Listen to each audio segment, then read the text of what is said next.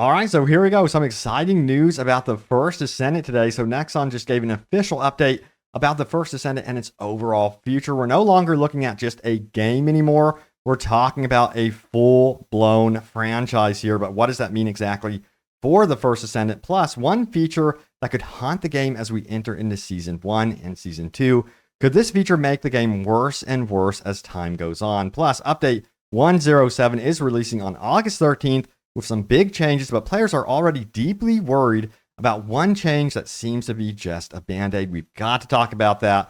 But I say we talk about this recent Nexon earnings call, some interesting details here. So check it out right here from the First Descendant alert. It says what Nexon CEO had to say about the First Descendant in today's investor meeting. It goes on to say, a second element of our strategy calls for the creation of all new games with potential to become new pillars in our global IP strategy. A recent breakaway success in this category is the First Descendant, a new Nexon IP, which launched on July 2nd. Now, the game immediately became the top-selling title and was ranked as a top 5 most played game on Steam, with North America comprising the highest number of players. Now, console players made up approximately 60% of the player base, demonstrating wide support across platforms and markets worldwide. That is extremely impressive to see. You know, sometimes I worry if some of these games will only be able to hold on to certain platforms, like be popular on Steam only or PlayStation, what have you. But this game here is seeing a thriving community throughout all of the gaming platforms. So that is extremely impressive. But, you know,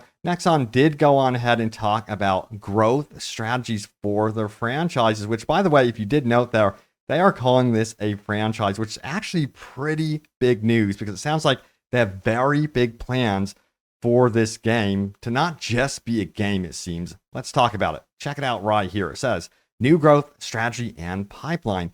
In its quarterly report, Nexon detailed its new business strategy called IP Growth Initiative, aimed at snowballing the growth of its franchises by making games in various genres and reaching new markets. That bit right there is extremely important. I'll return to that in just a moment. Now, the strategy is based on 2 pillars: leverage existing IPs by bringing them to new platforms and audiences, as in the case with DNFF Mobile in China.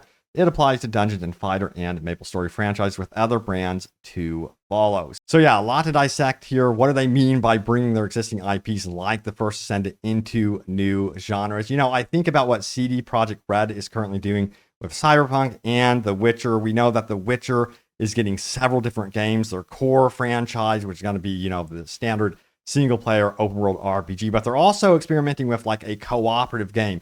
So perhaps like the First Descendant could venture off into other genres in that way. But even still, you know, they did mention about bringing the First Descendant to other markets. That could also mean that maybe, just maybe, we could see this game enter into the realm of different media, perhaps comic books. Also, considering anime is a very, very hot thing for video games. We've seen Cyberpunk tackle that as well. You know, Arcane was a smash hit, and I'm sure Nexon is looking at this stuff very, very curious. So my question is, would you guys like to see potentially in the future a really cool First Descendant anime? Not to say that that could happen, but it would be very, very cool to see them expand the First Descendant in such a way. Because I think, personally, these characters here are very, very cool and memorable. And I think there's a lot of love around this franchise currently. So I could definitely see it happening and actually being successful if they do it right. Now, this is an important one right here. It says the First Descendant's baffling decision at the beginning of the game will come back to haunt everyone in a few months' time. Or will it? And what are we talking about here? Yes, we are talking about the infamous storage box in Albion. It says it should have a capacity of 1,000 or more. We are at the beginning of the game. The first season has not yet started, and many characters, additions, and weapons are coming. This is the worst storage box in the world of games. And we also have this. He's doing his best. He can't help it. His creators made him with no arms and terrible capacity. Stop bullying the poor storage box. Damn. But seriously, yeah, this could actually become a very big issue by season 2 when you're overwhelming your storage box. So the one thing I do have to say about this is Nexon has a history with the First Descendant, at the very least, to listen to feedback. So I honestly expect them to update this probably, I'm going to speculate here, probably before season 2, crossing my fingers that happens, or they are going to have a ton of grumpy fans that are very upset that their storage box is completely overwhelmed by season 2. Now we got to talk about update 107, which is going to be having a lot of cool features, but there is one promised change that got players excited, but then they took a step back and said, hold on, this isn't exactly what we want.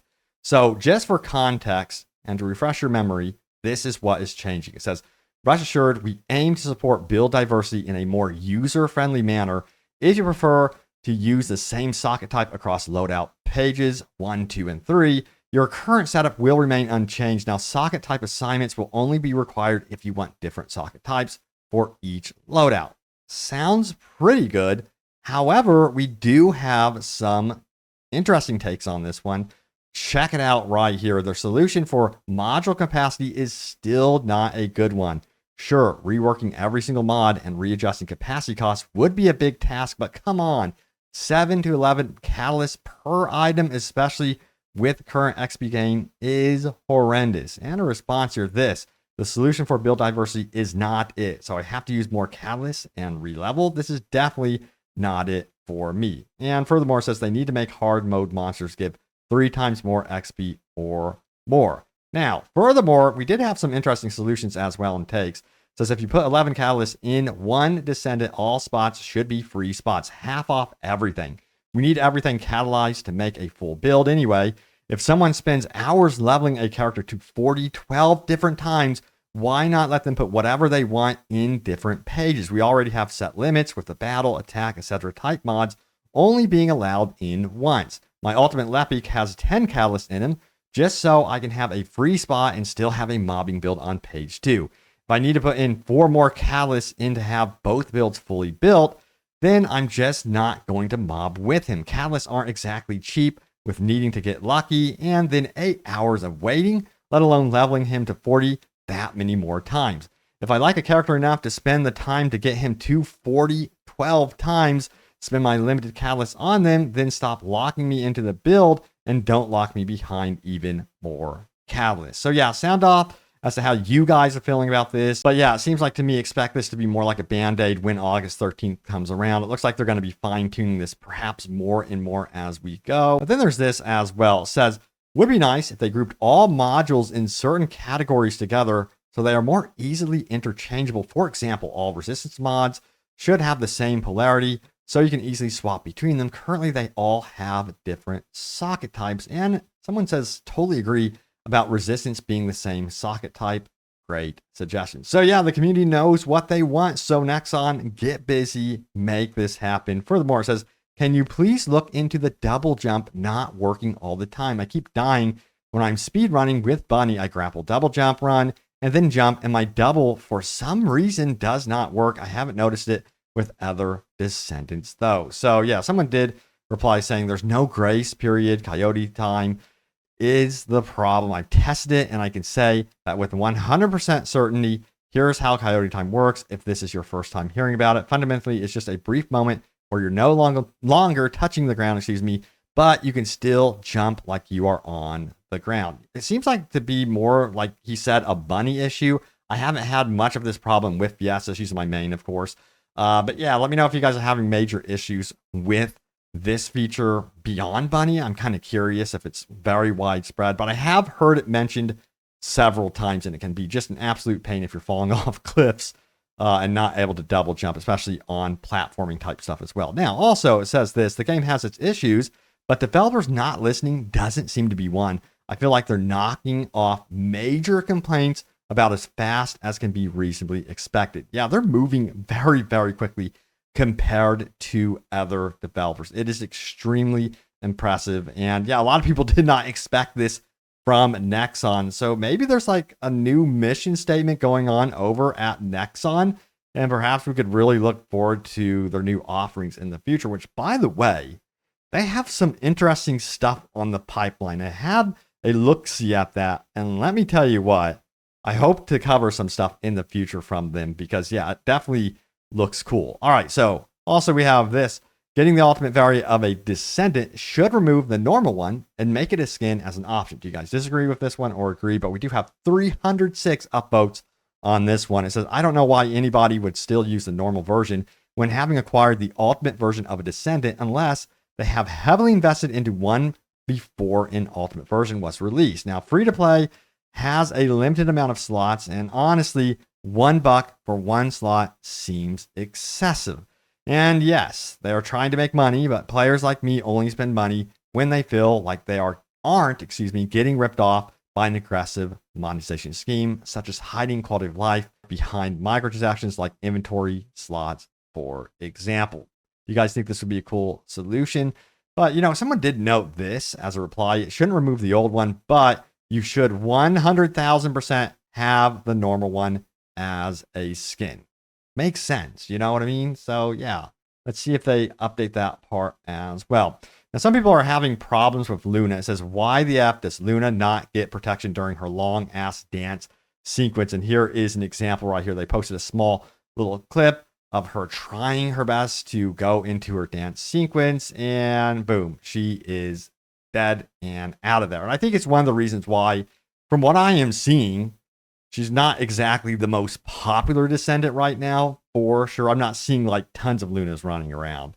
But yeah, that definitely needs to be updated. But this comment definitely made me laugh right here. I effing hate this song.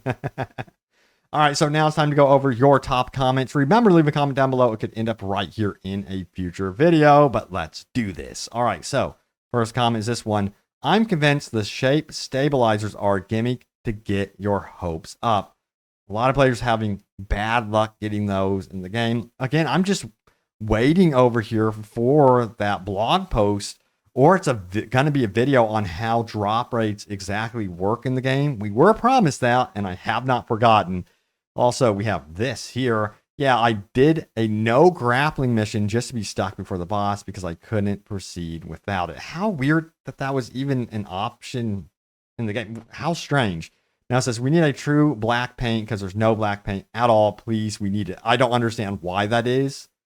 Yeah, I have tried searching for it. It's the strangest thing and makes me scratch my head. So yeah, hopefully they can add that in. And next we have this one right here. Shape stabilizers should be an extremely rare drop that when obtained, you get to simply choose what piece you form from amorphous material. That would justify the low stack number. Interesting fix for that one. But someone also said introduce a tier system. Tell me if this sounds interesting. It says they need a tier 3 stabilizer that does exactly what you said, and the tier 2 one can be as it is. Yeah, that would definitely help out with the problem with that low stack number for sure. All right, so there it is, the latest happenings around the First Descendant. As always, I have you guys covered. Thank you all so much for the love and support on the videos.